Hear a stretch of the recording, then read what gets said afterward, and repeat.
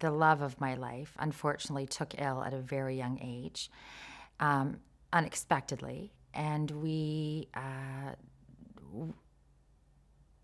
tried for almost 2 years to find a cure for the type of cancer that he had. And unfortunately, there was no hope.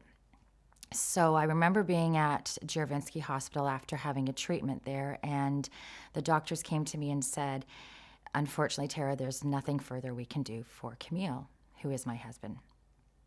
And so they had suggested that they were making arrangements for a hospice in Hamilton. And at that point, I didn't even really know what a hospice was.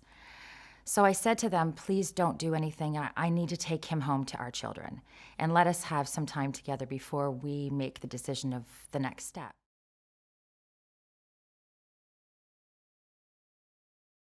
So I took him home, and I remember a sense of panic because I didn't know what to do. When somebody said, that's the end, that the end was just not acceptable. So I Googled, and I found Carpenter Hospice. Never heard of it before. I hopped in the car and I drove there in a state, as you can imagine. And I didn't know what to expect, and I didn't even know where I was going or what I needed to hear, but I just knew I had to get there. So I pulled up and I knocked on the door, and I'll never forget this moment. The door opened and this woman stood there, and she was almost a visionary of an angel. And she took one look at me, and I think she just could tell the worry in my face. I didn't even have to say anything. And that wonderful woman was Frances. And she invited me in, and we sat down, and I told her my situation. And I said, I don't know what to do. And she looked at me and she said, leave it with me. We have you. I'd never met this woman before. I didn't know where I was going. I didn't know what to expect. But at that moment, I felt safe. I felt like, okay, I'm okay. We're okay. We've got this, not knowing what was ahead of us.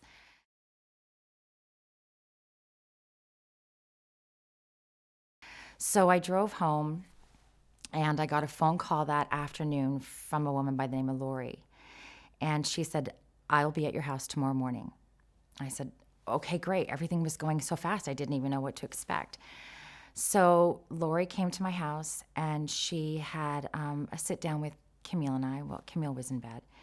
And I think it was an intake interview is what it was.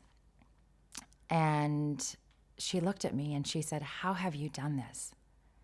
And I think I didn't even really register what she'd said to me because it had become so much a part of our life. Our relationship became very clinical. I became nurse, Camille was my patient, and that's how our life was for almost 2 years. And the moment she said that to me, I think it all came clear to me that this is not what I should be doing. I shouldn't be my husband's nurse. I should be his wife. So she said to me, we'll take you in tomorrow. And I was okay. And I think I'd just been so accustomed to hearing so many different doctors and specialists saying, we'll do this tomorrow, we'll do that tomorrow, not even knowing what to expect. So tomorrow was the day. Okay.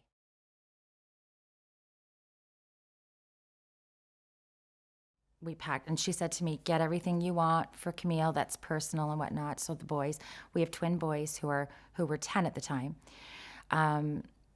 stayed home from school, and we got Camille's favorite things, his pillows, his blankets, the kids' favorite things for him.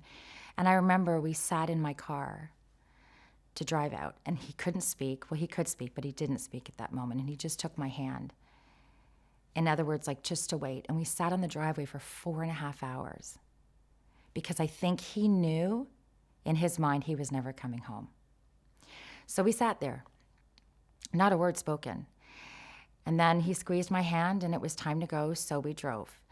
And we drove to this Carpenter Hospice, not knowing what it was going to do to our world. So we were taken in, and initially, Frances was there again, and Lori. And there was another lovely woman, and her name is a loss for me right now, unfortunately. She just took my kids, and she said, boys, come with me.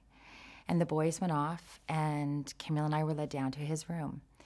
And at that moment, there was this overwhelming sense of relief. And I know that it probably doesn't sound right in the situation in which we're in, but it really was a sense of relief because I knew at that moment that, okay, we were going to be able to be a family again. Didn't know how, had no idea what they were going to do for us in the capacity that they did do for us, but I knew that the responsibility of being Camille's clinical team member, if you will, was off my shoulders because it was scary. I mean, imagine I was up every half hour injecting needles and giving medication and responsible for him in the situation which he was in. And he was unfortunately in stage 4 stomach cancer at that time. So next thing I know, the kids came running upstairs and they had these adorable big stuffed animals, which till this day they are 24 years old and they still have those in their room.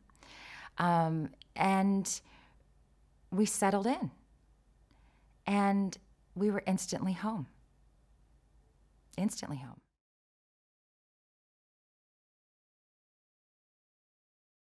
The intake process was an intake process, but with care, with compassion, with love, with genuine concern for not only Camille, but for Mitchell and Joshua, who are our boys, and myself. And so our journey with Carpenter Hospice started then. And it was a journey that became so beautiful. As one can imagine, your life is tossed upside down. You're 37 years old, and your partner for life is told there's no hope. What do you do? Where do you turn? Who do you even ask questions to? Not even about medical, just about what's happening to our family. Where do I get my kids' support? Where do I find support? Where does Camille find support? It was just a chaos. But they embraced us. And the most tragic situation that one can be placed in became probably the most beautiful moment in our lives together. They allowed me to be Camille's wife again. The responsibility of his caretaker, medically, physically, mentally, emotionally, was now removed. They took that on. They didn't even know who we were. And they took it on without hesitation. And they allowed me to be his wife. They allowed me to be Mitch and Josh's mom. They allowed us to be a family again. In the worst moments that one would think. But they were moments full of love and beauty and memories that really now were clouded that are just so bright. My goodness me, my kids were involved in sports and whatnot, and Mitch would run in after a baseball game at 9:30 at night, so excited to give his dad the baseball that he hit and got to third base on. And there were no, stop, shh, don't do that. They just completely allowed our life to unfold the way in which one would want it to cherish moments and experiences and the gift of what we can take moving forward.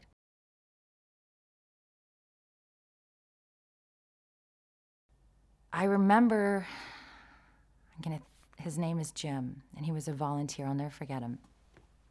And I'd lost a lot of weight throughout the 2-year process of Camille's illness. He went to my mom and dad, because my mom and dad were a very big part of this puzzle too. And they were there all the time. And he looked at my mom and dad and he said, "John and Patty,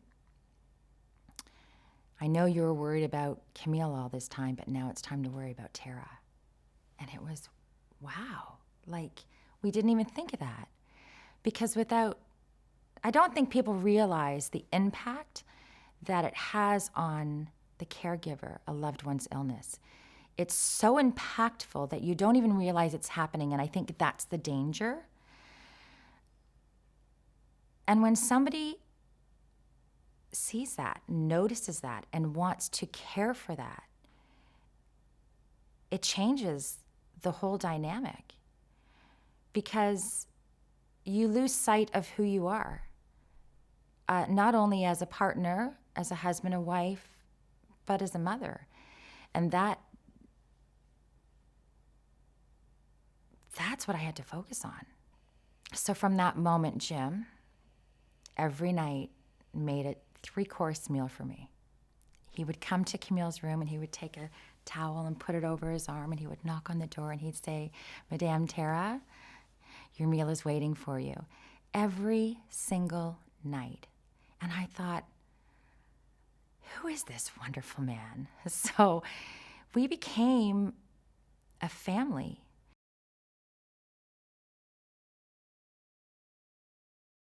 We were there when Camille was admitted to the hospice.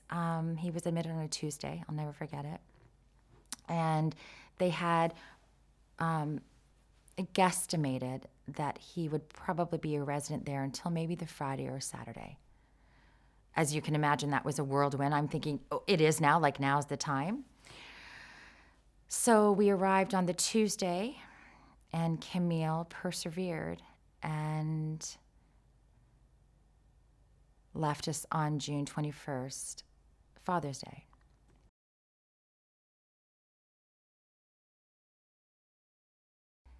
There was no, this is when you can visit, this is when you can't. There was no limitations. What worked for our family is what they did. And it didn't even need to be a discussion. It was almost like they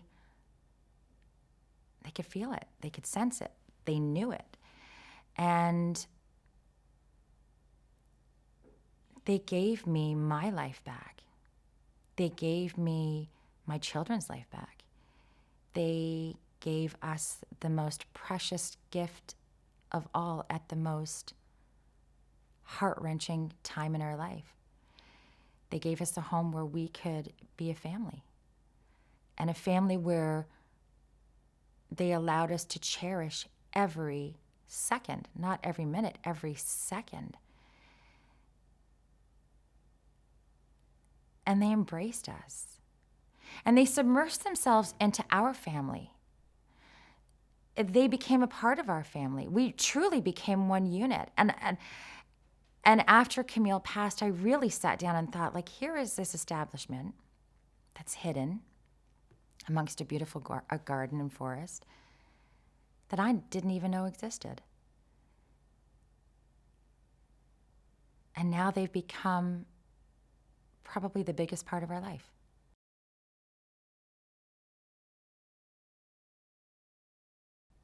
Carpenter Hospice holds a very special place in everyone's life that was involved in our story. And not only that, the journey continued after, because the friendships and the relationships that we solidified during that time at the Carpenter Hospice continued to grow. So it wasn't a situation where we'll care for you now, but when you walk out the door, you're the last story, we're on to the next. We didn't feel that. There was a continued friendship, a continued relationship, continued care. There really aren't any words, I don't think, that can describe the impact that the Carpenter Hospice has had on our life.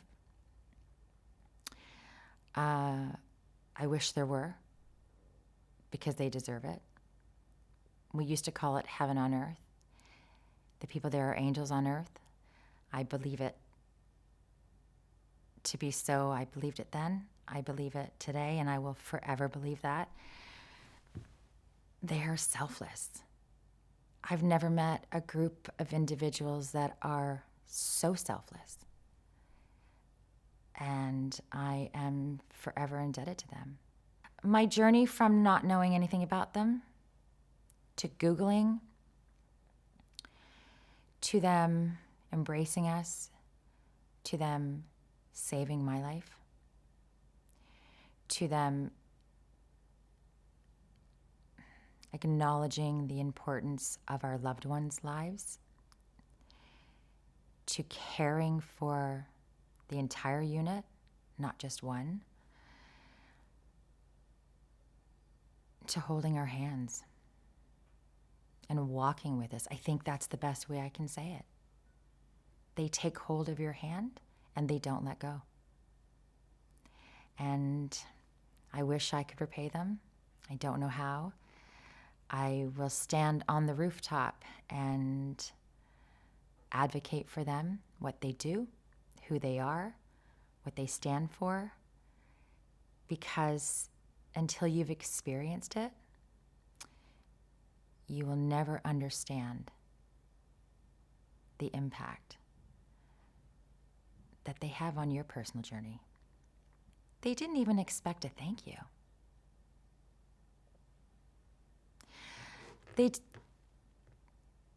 They don't expect anything from you other than to feel safe, I think. And I wish I could repay them.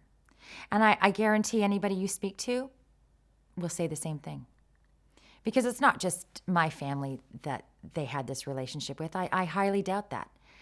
They wouldn't be who they are today if they just narrowed it down to one family. This is my experience. I can imagine my experience is the same as everyone else that walked through that door. And how lucky are we? How lucky are we? So grateful. They live in my heart. They hold a very, very big piece of my heart. And I don't know where I'd be today if it wasn't for them.